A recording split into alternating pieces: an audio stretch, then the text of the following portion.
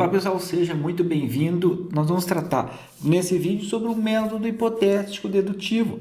Talvez é o método mais utilizado na área da pesquisa científica, na área de escrever um TCC, escrever uma dissertação, escrever uma tese, porque eu tenho uma hipótese e a partir daquela hipótese eu vou propor uma resposta provisória e eu vou partir para trazer resultados que sustentem aquela minha hipótese, ou enfim, que façam a negativa dela para fechar esse meu trabalho. Então, o método hipotético dedutivo, nós vamos ver o que é, como que iniciou e tudo mais.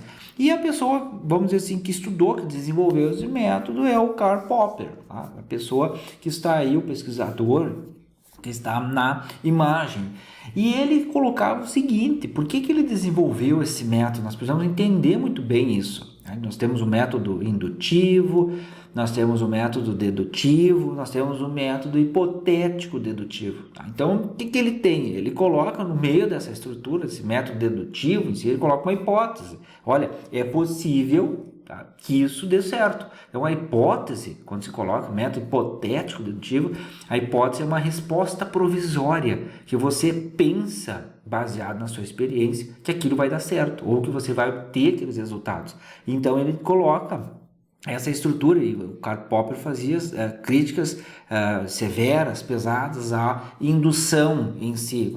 Partia, o que é a indução, método indutivo? Eu parto da observação, eu faço uma verificação e generalizo. Então, parto de um item específico para uma pluralidade. Então, a crítica dele é nessa questão. E se dedicou ao pensamento do racionalismo crítico. E aí ele colocava, ao buscar responder o que é ciência, formulou o método hipotético dedutivo e se tornou um dos maiores pensadores da filosofia contemporânea. Então, o Karl Popper, que é o criador do método hipotético dedutivo. E aí, o que é esse tal do método hipotético dedutivo? Que ele diz o seguinte, que submete as principais hipóteses para determinar a teoria a um teste prático de falsibilidade, ou seja, eu vou ter que avaliar se aquilo é verdadeiro ou se aquilo é falso. Esse é o grande ponto do método hipotético dedutivo. Eu coloco uma hipótese, mas a minha hipótese é provisória, uma resposta provisória. Por isso que eu preciso tentar,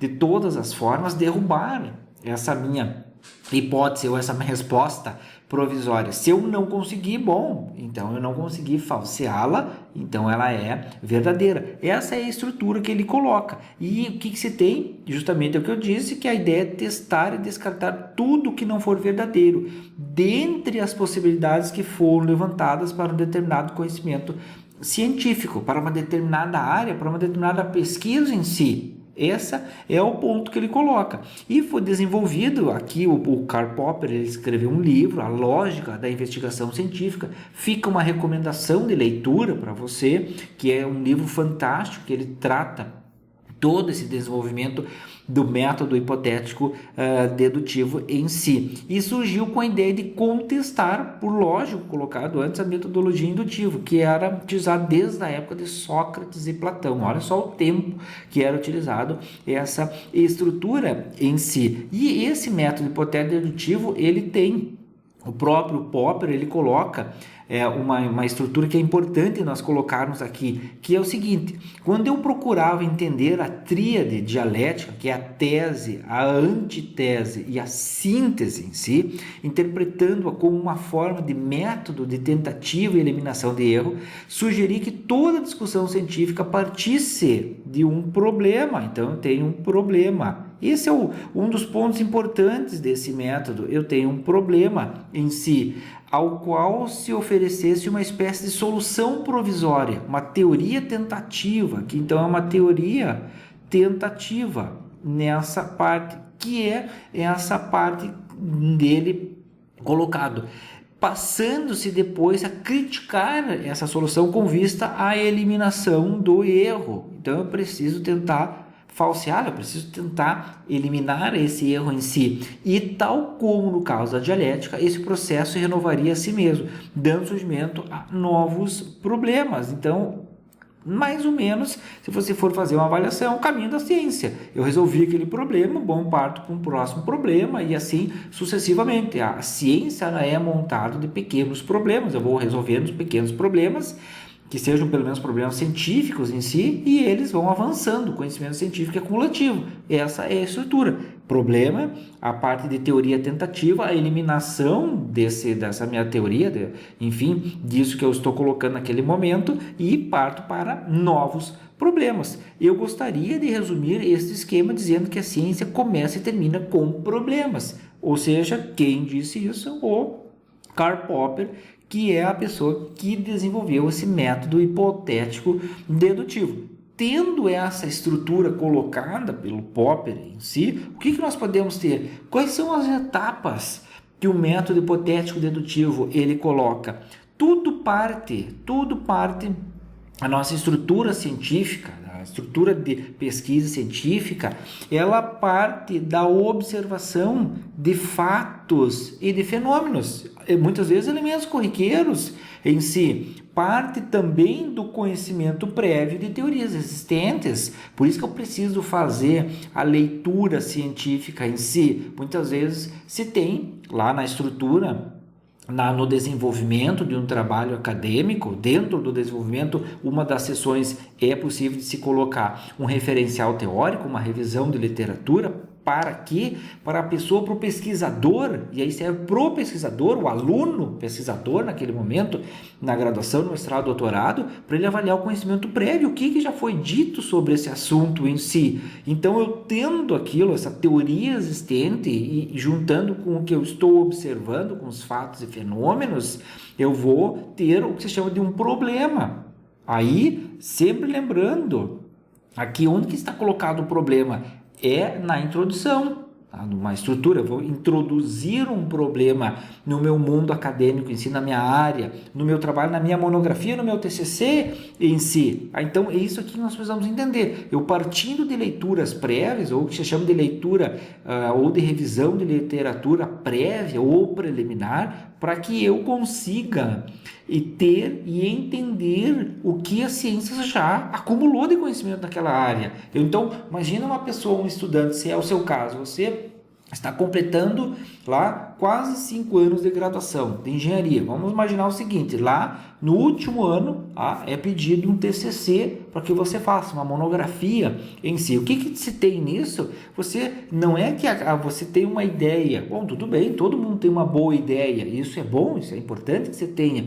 Mas eu preciso ter dessa ideia, eu preciso ter uma delimitação que é um tema delimitado. Dentro desse tema eu preciso ter um problema para eu pesquisar. E esse problema ele precisa vir de leituras prévias. Por isso que eu preciso fazer leituras anteriores. Eu simplesmente não vou propor um problema, mas de onde que saiu esse problema? Esse problema saiu, ninguém nunca viu esse tipo de problema. Olha, é muito difícil isso, muito difícil. Eu preciso ter um conhecimento prévio muito aprofundado, eu preciso ter leituras dessa estrutura. Eu preciso observar os fatos e fenômenos. Para quê? Para ter o primeiro ponto do método hipotético dedutivo, que é o problema.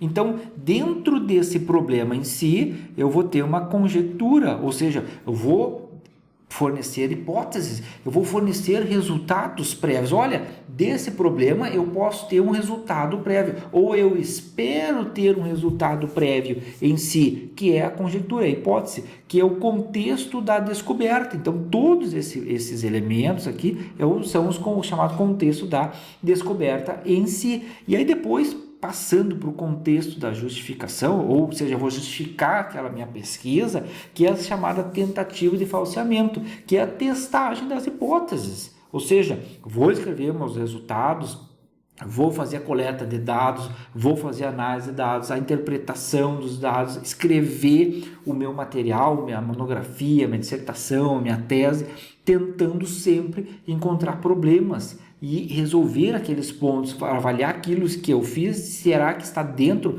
de uma questão científica, lógica, está dentro de uma questão de confiabilidade em si? Então, esse é o grande ponto da tentativa de falseamento, partindo para a interpretação e avaliação da testagem dessas hipóteses, que eu posso ter duas. A primeira delas é a não rejeição das hipóteses. Então, não rejeitou, então estou fazendo o que se chama, eu colaboro com o mundo da ciência com uma nova teoria, e rejeição das hipóteses é o que se chama de refutação, ou eu estou refutando aquela teoria que eu coloquei, aí eu parto para novos conhecimentos, imaginação criativa e tudo mais para reformular, observação, problema, conjecturas. Então, para nós entendermos bem detalhado, o primeiro deles que é o problema, aqui é a primeira etapa, vamos dizer assim, do método do Popper é o problema, que vai desencadear uma pesquisa. Aquilo que eu disse anteriormente, o problema que vai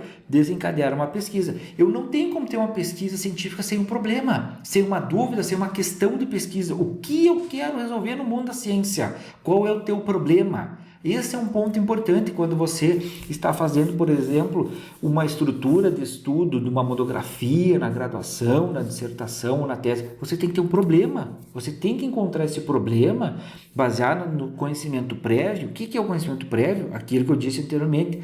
Pegar e fazer a sua revisão de literatura prévia, avaliar quem são os artigos, quem são os principais autores, livros. Eu preciso buscar esse conhecimento para eu ter propriedade, para eu ter autoridade em propor um problema de pesquisa. E aí o que ele diz é o seguinte, que a partir desse problema que temos é que decidir como e que dados queremos ter. Então eu tenho um problema, eu vou fazer um teste, uma pesquisa experimental, de laboratório, de campo, como é que vai ser essa estrutura? Partindo de um problema, então eu delimito, eu estruturo, eu organizo esse problema, eu proponho para o mundo esse problema para fazer essa avaliação. Então o problema ele surge em geral de conflitos diante de expectativas e teorias existentes. Olha, eu avaliei 20 autores. 20 autores dizem que existe uma lacuna, existe um gap de conhecimento, faltam estudos nessa linha, ou melhorias ou aprofundamentos de estudos. Então os autores estão dizendo, olha, o meu estudo foi até esse ponto, falta esse outro elemento.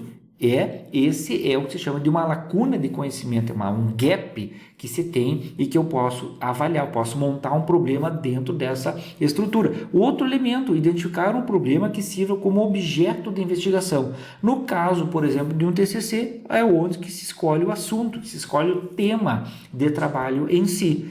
Definido, estruturado, entendido essa parte de problema em si, eu vou para as conjecturas, para as hipóteses, para a minha resposta prévia ao meu problema estabelecido anteriormente. São levantadas as possíveis soluções passíveis, aquilo que é passível de teste em suas consequências, sempre dedutivamente. Se, então. Se A, então B. Passível, pessoal, quer dizer que eu tenho recursos suficientes, lembrando da questão do planejamento de uma pesquisa, eu preciso ter recursos humanos, recursos materiais, cronograma disponível para fazer, preciso possíveis soluções passíveis de serem entregues dentro da minha pesquisa. Então eu preciso colocar um problema que eu consiga, eu, pesquisador, aluno da graduação, aluno do mestrado, aluno do doutorado, resolver esse problema dentro de um cronograma que seja execuível. Esse é o ponto específico para colocar. E se tem o seguinte, tem o objetivo de explicar fenômenos ou de prever o que despertou nossa curiosidade intelectual ou dificuldade teórica ou prática. Tá? Então esse é um ponto importante. E um terceiro elemento, quando está sendo falado de conjecturas ou de hipóteses, tem que ser compatíveis com o conhecimento existente e passíveis de testagem, ou seja, eu vou partir para a falseabilidade, eu vou tentar derrubar aquilo que eu propus anteriormente. Tá? Então esse é um ponto, eu prefiro derrubar os meus resultados do que qualquer banca examinadora ou por exemplo, se submete um artigo, um revisor já derrubar, vai ficar mais feio ainda. Então, o que acontece? Tente falsear o seu teste quando você está trabalhando nele. Por que teve esse resultado? Por que não deu um outro resultado? O que aconteceu? Lembrando, a ciência é crítica. Então, eu preciso ter essa parte de falseabilidade da minha estrutura. E um terceiro ponto que é a tentativa de falseamento. O que quer dizer? Consiste em testar as hipóteses. Eu preciso testar a hipótese. duvidar dos pressupostos de determinada teoria, o que consiste na essência da natureza científica, da pesquisa científica, do método científico em si. Um dos meios de testes é a observação e experimentação. Então, eu preciso observar, eu preciso experimentar aquele fato, aquele fenômeno, para avaliar se aquilo está realmente correto. Será que as minhas estruturas estão adequadamente? Eu respeitei a metodologia, o material e o método que eu estou propondo?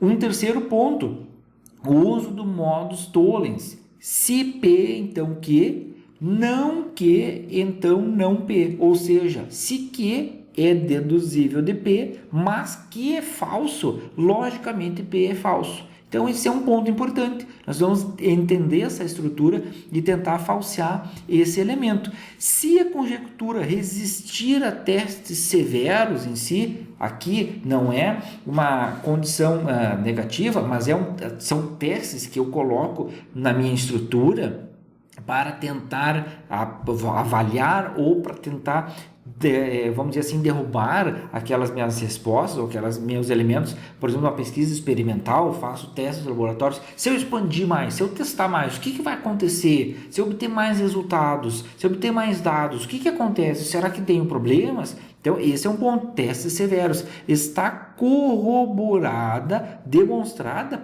provisoriamente, não confirmada, como querem os indutivistas. E um último ponto, toda hipótese é válida, conquanto não se recuse a submeter-se ao teste empírico e intersubjetivo de falseamento. Então, o que quer dizer? Bom, a tua hipótese, eu posso dizer que ela está, naquele momento, ela é válida. Mas, se o pesquisador, olha, eu não quero submeter minha hipótese a teste algum. Então, lembrando que esse caso de não submissão a uma teste ou a estrutura de confiabilidade metodológica, o que eu tenho? Uma pseudociência. Lembrando que as evidências de um teste que não são submetidos a uma questão rigorosa de teste, ela é uma pseudociência. O cientista, ele está vinculado às evidências que só estão positivas para o que ele quer. Então, esse é um ponto de observação muito importante da tentativa de falseamento. E um ponto essencial é o que se chama de crítica ao método hipotético dedutivo. Nem tudo aqui é bonito na questão do Karl Popper, quando ele coloca esse método. O primeiro deles, que a teoria de Popper tem um caráter progressista, ou seja, de progresso. O que quer dizer isso? Que ele defende que a geração de conhecimento não é um processo cumulativo, mas sim progressivo. É um ponto aqui, não vamos entrar em questões filosóficas maiores, mas na verdade o conhecimento ele é um processo cumulativo. Que eu gero um progresso, sim, mas eu acumulo o conhecimento, se eu quiser estudar matemática, então tem livros de matemática, estudar física, tem livros de física, de química, biologia, de engenharia, de direito, de administração, do que for, é um processo cumulativo em si, e eu vou progredindo, ele acumula e progride. Essa é a estrutura. Um segundo ponto é o critério da falseabilidade, não é mais conclusivo do que a confirmação. Então, se eu confirmei uma hipótese, bom, tudo bem, está confirmada a hipótese. Eu tenho que falsear ela o tempo inteiro? Não, ela está confirmada, ok. Eu não preciso estar o tempo inteiro submetendo ela. A cada 6 meses, tem que voltar no laboratório para avaliar. Na verdade, há erros de observação ou de cálculo. Por isso, Popper acreditou que os resultados negativos são definitivos. Olha só, resultado negativo é definitivo? Não necessariamente. Teve um resultado negativo, daqui a pouco eu preciso reavaliar os parâmetros, daqui a pouco é um parâmetro errado e não o meu resultado que está errado. E os positivistas afirmaram que os positivos é que são. Esse é um ponto importante aqui, mais filosófico, uma crítica a essa estrutura. E um terceiro ponto é que a falseabilidade ela é importante, pois controla a imaginação. Lembrando sempre, claro, que ótimo que o cientista, que o aluno lá na graduação, no mestrado, doutorado, seja criativo em si, mas eu preciso, lembrando que toda pesquisa, ela tem os seus limites, ela tem um escopo definido, então eu preciso entender essa imaginação, eu não posso simplesmente chegar no laboratório e fazer o que eu quiser, eu tenho regras, eu tenho a ética de pesquisa para trabalhar, então eu tenho que controlar a imaginação nesse ponto, mas não é mais do que a coerência com a maior parte do conhecimento. Então isso é importante. Em todo caso, os investigadores buscam confirmar suas teorias favoritas e não falseá-las. Pô, eu tenho uma teoria, olha, que eu acho que vai dar certo, então eu procuro evidências, eu procuro elementos para sustentar essa minha teoria, mas eu preciso ter critérios aqui a avaliação, de critérios de testar essa minha teoria. Esse é um ponto chave da crítica ao método hipotético dedutivo. E um último ponto aqui o Antônio Carlos Gil coloca um ponto importante, que é o seguinte: nos círculos neopositivistas, chega mesmo a ser considerado como o único método rigorosamente lógico. Olha só, como o único método rigorosamente lógico, porque nas ciências sociais, no entanto, a utilização desse método mostra-se muito crítico. Por quê? Pois nem sempre pode ser deduzidas consequências observadas das hipóteses. Por quê? Porque as hipóteses, em muitos casos, elas são relacionadas a pesquisas experimentais em si. Então, esse é um ponto importante. Tem alguma hipótese, mas eu não tenho hipótese nesse meu caso, eu não tenho uma resposta provisória. Então, eu preciso entender nesse elemento a divisão da ciência. Então, nas ciências sociais, olha, mostra é crítico, momento hipotético dedutivo, mas hipotético, qual é a hipótese que eu tenho nesse caso? Então, eu tenho uma hipótese nula, quem que é essa estrutura? Então, é um ponto importante que eu preciso ter como uma referência, como uma crítica ao método hipotético dedutivo. Então, nesse vídeo nós vimos essa estrutura do método hipotético dedutivo, as etapas, os elementos principais que constituem, principalmente as críticas a esse método hipotético dedutivo. Então, espero que você tenha entendido esse nosso método aqui hipotético dedutivo. Vejo você no próximo vídeo. Bons estudos. Um abraço.